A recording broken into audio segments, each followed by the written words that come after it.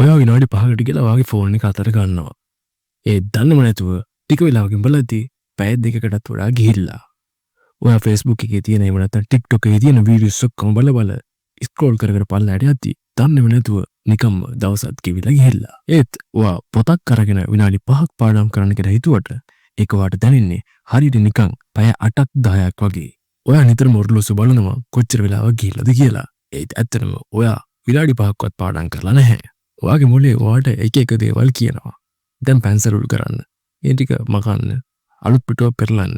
විකාර දේවල් ගොඩයි. ඒත් කිසිම පාඩමක් නම් වෙන්නේ නැහැ. ඔයා ඉන්නේ ඔයාට අදාළ දේවල් කර කර. ඇත්තටම ඇයි මෙහෙම වෙන්නේ? ඔයා TikTok එකේ උඩ පල්ලා යද්දී ඒක ආසාවෙන් කරන්නත් ඔයාට වෙලාව යනව නොදැනෙන්නත් ඔයා පාඩමක් කරන්න ගද්දී ඒකට ඔයාට විනාඩි 5ක් කියන්නේත් ලොකු කාලයක් වගේ දැනෙන්නේත් ඇයි? ඒ වගේම ඔයා කොහොමද මේ තත්ත්වය වෙනස් කරගන්නේ?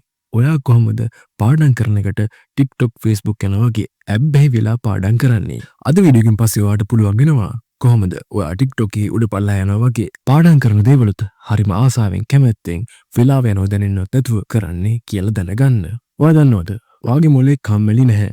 සරලම වෙන්නේ ඔයාගේ මොලේ කැමති ඩොපමයින් ගොඩක් වහනේ එහෙම නැත්නම් ඩොපමයින් ගොඩක් නිපදවන විදිහේ ක්‍රියාකාරකම් වලට. හරියට නිකන් ඔයා Facebook එකේ උඩ පල්ලා යනකොට ඔයාට දැනෙන සතුට තමයි ඩොපමයින් වලට හේතුව වෙන්නේ. ඉතින් ඔයා පාඩම් කරද්දී ඔයාගේ මොලෙන් ඩොපමයින් නිදහස් වෙන්නේ ගොඩක්ම අඩුවෙන්. ඉතින් ඒ නිසා තමයි ඔයාට මේක එපා වෙලා එහෙම නැත්නම් අකමැත්තක් දැනෙන්නේ. ඉතින් ඔයා මොකක් කරේ ඔයාට නොටිෆිකේෂන් එකක් එන සද්දය ඇද්දි එහෙම නැත්නම් ඔයාට මැසේජ් එකක් එන සද්දය ඇද්දි ඔයාගේ මොලේට පණිවිඩයක් යනවා අන්න මැසේජ් එකක්. එහෙම නැත්නම් නොටිෆිකේෂන් එකක් ඇවිල්ලා කියලා.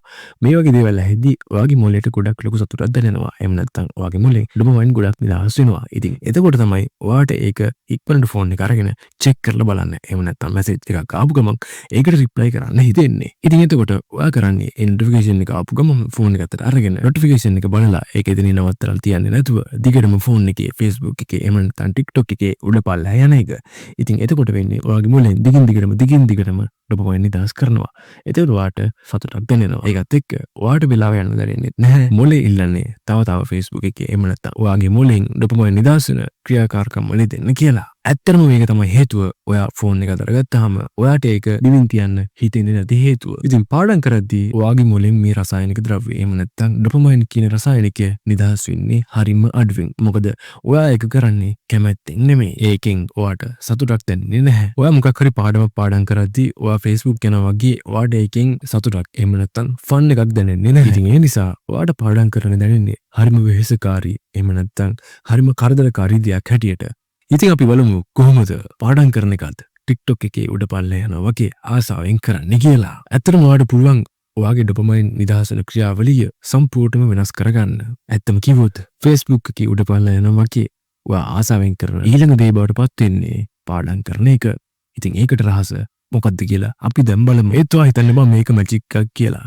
මේක ඇත්තටම වෙන්නේ ඔයා Facebook එකේ උඩ පල්ලේ දැනෙන සතුටම පාඩම් කරන එක අපි ගන්න උත්සාහ කරන එක. අපි දැන් බලමු ඒක කරන්නේ කොහොමද කියලා. අංක 1 ඔයා පාඩම් කරන්න පටන් ගන්නදී හරිම කුඩාවට ආරම්භ කරන්න. මොකක්ද මං හරිම කුඩාවට ආරම්භ කරන්න කියලා කිව්වේ? ඒක හරියට මෙහෙමයි.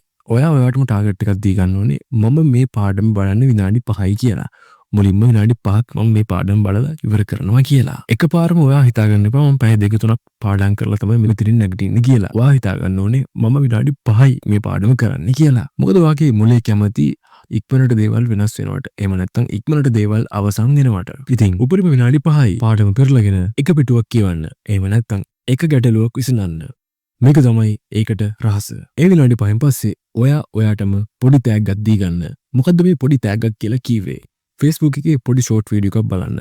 එහෙම නැත්නම් මොන හරි බිස්කට් එකක එහෙම නැත්නම් ඔයා කැමතිම චොකලට් එකක පොඩි කෑල්ලක් කන්න. එහෙම නැත්නම් ඔයා ගොඩක්ම ආස දෙයක් පොඩි වෙලාවකට කරන්න. ඒක ගොඩක් ලොකු වෙලාවක් වෙන්න බෑ. ඔයා පාඩම් කරපු විනාඩි 5ට වඩා අඩු කාලයක් වෙන්න ඕනේ. ඉතින් මේ විදිහට ඔයා මේක පුරුදු වෙලා විනාඩි 5 කෑල්ල වලට අමතරව මේ හැම විනාඩි 5ක් අවසානයේම ඔයා ඔයාටම දී ගන්න තෑග්ග නිසා ඔයාගේ මොලේ පුරුදු වෙනවා මේ පාඩම් කරන එකට ඇබ්බැහි වෙන්න. එහෙම නැත්නම් පාඩම් කරන එක සතුටුදායක දෙයක් විදිහට දකින්න ඔයාගේ මොලේ පුරුදු වෙනවා. එතකොට ඔයා පාඩම් කරන එක දකින්නේ නැහැ අමාරු කරදරකාරී දෙයක් විදිහට. ඔයා ඒක දකින්නේ ඔයාට තෑග්ගක් දිනා ගන්න තියෙන අවස්ථාවක්. එහෙම නැත්නම් තරංගයක් විදිහට. අංක 2 පාඩම් කරන එක ගේම් එකක් විදිහට ප්ලේ කරන්න.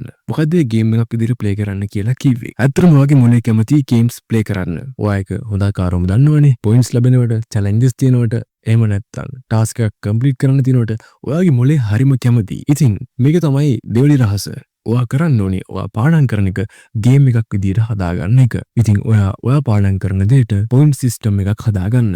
ඒ කියන්නේ හරියට නිකන් මිෂන් එකක් වගේ. උදාහරණයක් විදිහට පළවෙනි පාඩම් කරොත් ඔයාට හම්බෙනවා පොයින්ට්ස් 10ක්. දෙවෙනි පාඩමත් වැඩ කරොත් ඔයාට හම්බෙනවා පොයින්ට්ස් 20ක්. මෙන්න මේ වගේ ඔයා කැමති විදිහට ඔයා පාඩම් කරන එකට ගේම් එකක් විදිහට ප්‍රොසෙස් එක හදාගන්න. ඔයා මොකක් හරි ප්‍රශ්නයක් විසඳුවොත් එහෙම ඔයාට ඒකට පොයින්ට් 20ක් හම්බෙනවා. ඔයා මොකක් හරි එසේ එකක් ලියුවොත් එහෙම ඔයාට පොයින්ට්ස් 30ක් හම්බෙනවා. මේ වගේ ඔයා කැමති විදිහට ඔයාගේ ගේම් එක නිර්මාණය කරගන්න. ඊට පස්සේ ඔයා කරන්න ඕනේ ඔයාගේ ඒ පොයින්ට්ස් වලට අදාළව මයිල්ස්ටෝන් එකක් නිර්මාණය කරගන්න එක. ඒ කියන්නේ ඔයා පොයින්ට් 100ක් දිනාගත්තොත් එහෙම ඔයා කැමතිම ෆිල්ම් එක පැයක් බලනවා. එහෙම නැත්නම් ඔයා කැමතිම කඩේකට ගිහිල්ලා කැමතිම දෙයක් අරගෙන කනවා.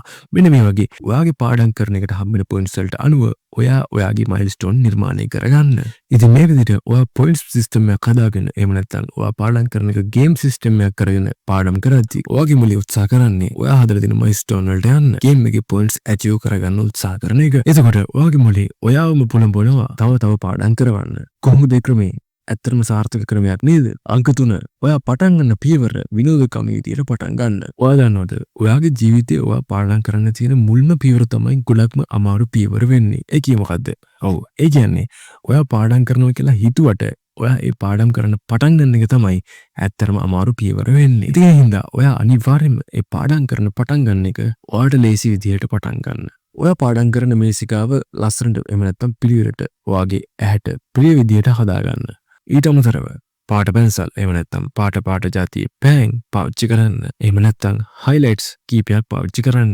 ඔයාගේ බෑග්ග්‍රවුන්ඩ් එකකින් ඔයාගේ පාඩම් කරන එකේ අවධානය බිඳින්නේ නැති පොඩි මියුසික් එකක් ප්ලේ වෙන්න දාලා තියන්න. ඔයා නෝට් එක හදද්දී ඒක ගොඩක් පැහැදිලිව ලස්සනට ඔයාට දෙපාරක් බලන්න හිතෙන විදිහට ඒක හදන්න පග බලා ගන්න. ඉතින් මේ විදිහට ඔයාගේ පාඩම් කරන පරිසරය හරිම ආකර්ෂණීය විදිහට හදාගත්තට පස්සේ පාඩම් කරන ප්‍රොසෙස් එකට ඔයාගේ මොලේ ඔයාවම පොළඹවනවා. මම දැන් ඔයාලට කියලා දෙන්නම් පොඩි බෝනස් ට්‍රික් එකක්. ඔයා පාඩම් කරද්දී ඔයා කරන්න කැමතිම දෙයක් ඒකට සම්බන්ධ කරගන්න. උදාහරණයක් විදිහට ඔයා පාඩම් කරද්දී ඔයා බොන්න කැමතිම බීම જાතිය ගෙනල්ලා තියාගෙන ඒකෙන් පොඩ බොන ගමන් පාඩම කරන්න. හැබැයි මතක තියාගන්න ඔයා පාඩම් කරන අවස්ථාවේදී විතරයි ඔයා කැමතිම බීම જાතිය බොන්න ඕනේ.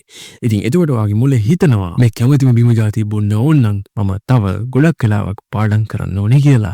ඉතින් එතකොට මොලේ ඔයාව පොළඹවනවා තව ගොඩක් වෙලාවක් පාඩම් කරන්න. එහෙම නැත්නම් ආසාවෙන් පාඩම් කරන්න. ඉතින් මේ විදිහට ඔයා දිගටම කරොත් මොකද්ද වෙන්නේ? ඇත්තටම මුලින්ම ඔයාට ඒක පොඩි ආගන්තුක බව එහෙම නැත්නම් නුපුරුදු බවක් දැනේවි. ඔයා කොච්චර මේ ක්‍රමයට හැඩගැහෙන්න උත්සාහ කරත් ඔයාගේ මොලේ ඔයාට කියාවි තව එකපාරක් ෆෝන් එක ඔබම තව විනාඩි 10කට පස්සේ පාඩම් කරන්න පටන් ගමු වගේ දේවල්. ඉතින් මේ විදිහට ටික කාලයක් යද්දී ඔයාගේ මොලේ නිකම්ම අර ෆෝන් එකට තියෙන ඇප් බැහැ නවත්තලා දාලා ඔයාගේ මේ පාඩම් කරන්න තියෙන ආසාව නිකම්ම වැඩි කරලා දෙනවා. ඉතින් මේ විදිහට ටික කාලයක් කරගෙන යද්දී ඔයාටම තේරෙනවා ඔයාගේ මොලේ ලොකු වෙනසක් වෙලා තියෙනවා කියලා. නිකම් එකපාරම ෆෝන් එක දැක්ක ගමන් අතර ගන්නේ නැතුව මම මේ පාඩම ඉවර කරලම ෆෝන් එක අතර ගන්නවා වගේ දේවල් ඔයාටම ටික කාලයක් යද්දී දැනේවි. ඉතින් මේ විදිහට ඔයාට මේ දේවල් හිතෙන පටන් ගත්තට පස්සේ ඒ දේවල් එන්න වැඩි වෙන එක විතරයි වෙන්නේ. ඔයා එන්න පාඩම් කරන එකට තව ඇබ්බැහි වෙනවා.